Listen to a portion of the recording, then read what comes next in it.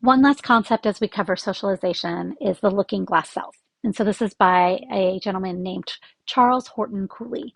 And so a looking glass is a mirror. It's an old-timey word for mirror. And so the premise of the looking glass self is a theory. Is interesting because think about the last time you looked at yourself in the mirror.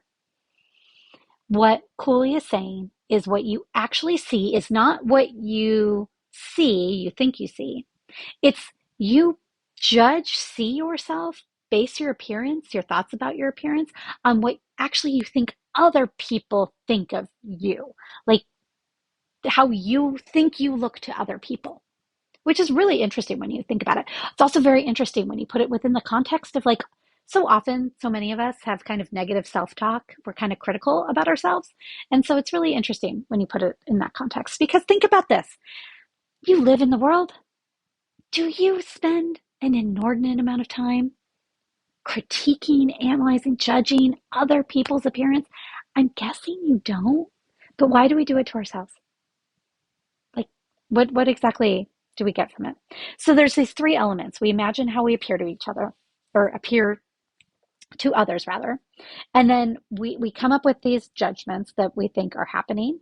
And it impacts the way that we think about ourselves. Now, think about this. If I had beautiful hair, spoiler alert, I do not.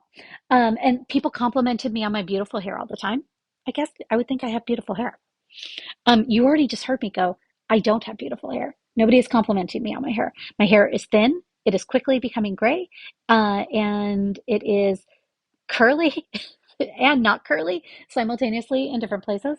And oftentimes very frizzy, depending on the day. And so, like, again, does anybody care about my hair? No. Do I care about my hair? No, but yes, but no. But like, where am I getting these ideas as I look around and see everybody else? Where do I get these ideas about myself? The looking glass up. Now, like again, technically, I guess all the positive things I think about myself are things that I think other people think too. Kind of like I gave the example. If somebody's getting compliments all the time, they're going to realize that people really, really like this part of their appearance. But can we just give ourselves a break?